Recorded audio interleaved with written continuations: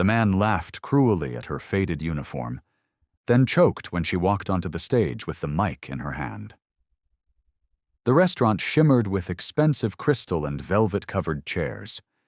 It was a Friday evening, and Le Maison Fleur, a 5-star French-Asian fusion spot, was booked solid. Among the clinking glasses and murmured conversations, a young waitress in an ill-fitting uniform weaved carefully between tables, balancing plates with the grace of someone who had done this far too many times. Her name was Amara. Quiet, steady, unnoticed.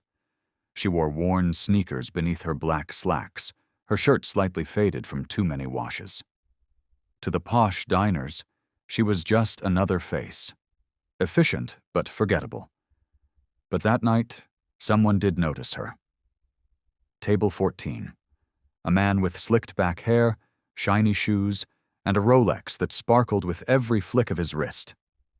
His name was Brent Calloway, a hedge fund manager who made more in a week than most did in a year.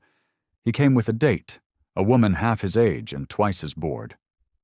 When Amara arrived to take their order, Brent barely looked at her.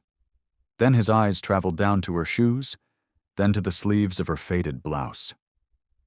A smug smirk tugged at the edge of his lips. "Is this what 5-star service looks like these days?" He said loudly enough for nearby tables to hear.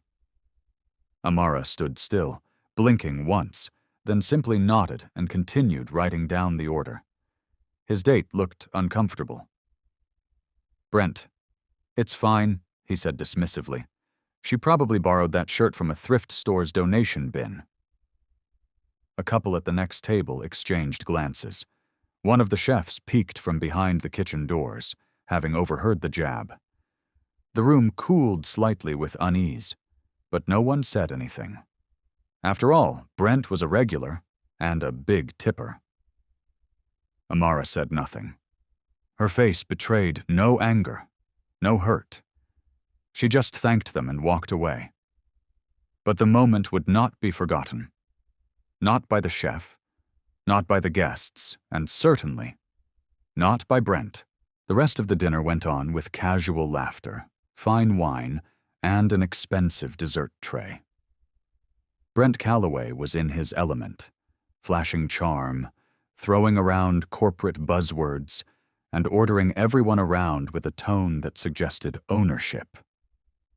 He barely looked at Amara again, except to toss a card at her when the check arrived. "Be generous to yourself, sweetheart," he said, chuckling as his date rolled her eyes. But something shifted when, just before they were about to leave, a voice echoed across the restaurant. "Ladies and gentlemen, thank you for joining us tonight," a manager announced from a small stage near the piano area. "Before you leave, we'd like to introduce someone very special. Please welcome the founder and owner of Le Maison Fleur, Miss Amara Dixon."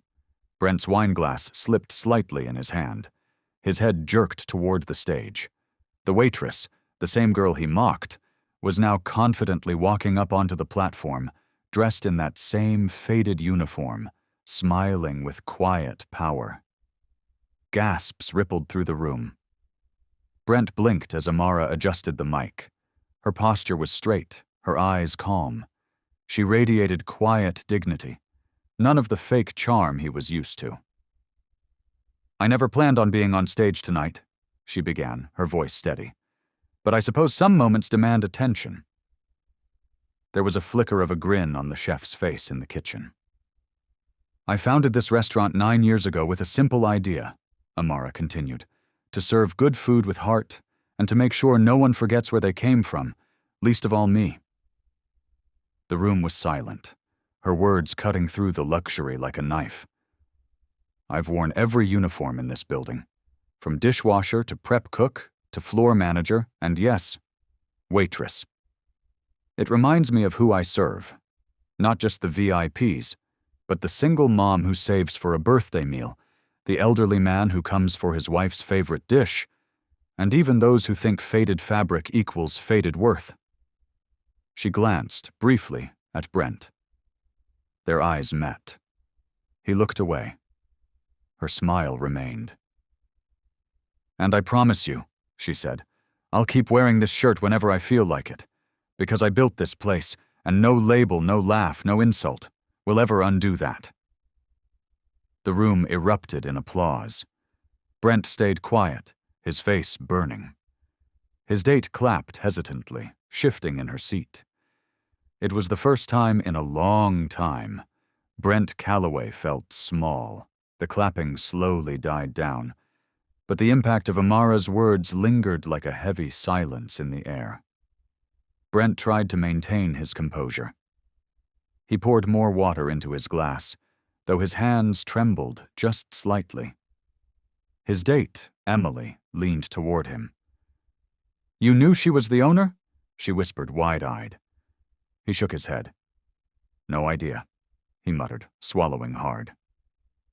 Amara stepped off the stage and casually returned to the floor. Her co-workers beamed with pride. The head chef gave her a respectful nod. As she walked past Brent's table again, this time, no one laughed. No one dared. Instead, Amara paused for a brief moment beside Brent.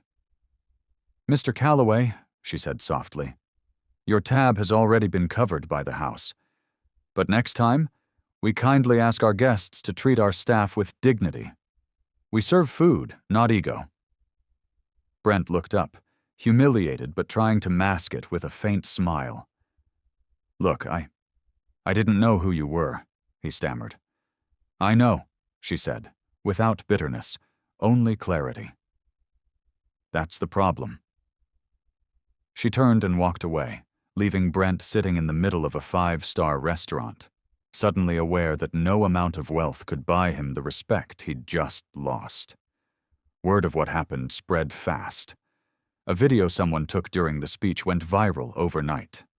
Comments poured in, applauding the owner's grace, condemning Brent's arrogance. Headlines read, "Waitress who owns the restaurant silences billionaire with class," and "Humility served best by the boss herself." By morning, Brent's name was trending for all the wrong reasons. His PR team scrambled, but the damage was done. He issued an apology, one that many called insincere. His board started raising eyebrows, and a few investors pulled out from a new project he had pitched just a week earlier. Meanwhile, at Le Maison Fleur, a line stretched around the corner as people came not just for the food, but to meet the woman who reminded the world what leadership looks like. Amara, still in her faded gray shirt, greeted every customer with a smile. And she never looked back. A week later, Amara sat in her small but sunlit office above the restaurant, sipping tea while sorting through emails and reservations. The story hadn't died down. In fact, it had sparked a national conversation about dignity in the service industry. Celebrities were reposting clips of her speech. Influencers dubbed her the classiest clapback queen. But Amara didn't care about the fame. She cared about impact. A soft knock interrupted her thoughts. "Come in," she said. It was Lila, a teen waitress who had just started 2 months ago. Her eyes sparkled. "I just wanted to say thank you," she said shyly. "You standing up like that, it made me feel proud to wear this uniform." Amara smiled and stood. She walked over, placed a hand gently on Lila's shoulder, and said, "Don't ever let anyone make you feel less because of a name tag. People forget that sometimes the ones serving the table are the ones who built it." Lila nodded, holding back tears. Downstairs, a couple entered the restaurant. Reporters still tried to sneak in, hoping to catch another moment. But things had settled. Business was better than ever, not because of pity or publicity, but because people had witnessed something rare. Character. Meanwhile, Brent Calloway retreated from the public eye. The board of one of his biggest companies had voted him out. His image had taken a hit he couldn't fix with donations or statements. Rumors floated about him seeking therapy, trying to reflect and rebuild. One evening, when the crowd had thinned and candles burned low, a man walked in wearing a hoodie and sunglasses. Amara recognized him instantly. It was Brent. He approached the counter quietly. "I'm not here to make a scene," he said. "I just wanted to say I watched the video 100 times. You didn't just embarrass me, you taught me." Amara looked at him. No hate, just firm resolve. "Some lessons cost more than money," he nodded. "I needed that." Then, without ordering, he turned and left. Amara didn't call after him. She simply went back to her table of regulars, laughing gently with them as they enjoyed their dessert. Outside, the night was quiet. But inside that restaurant, the legacy of a single waitress, who never shouted, never belittled, but simply stood tall, echoed with every plate served, every smile exchanged, and every heart changed. And that was worth more than all the millions Brent ever had.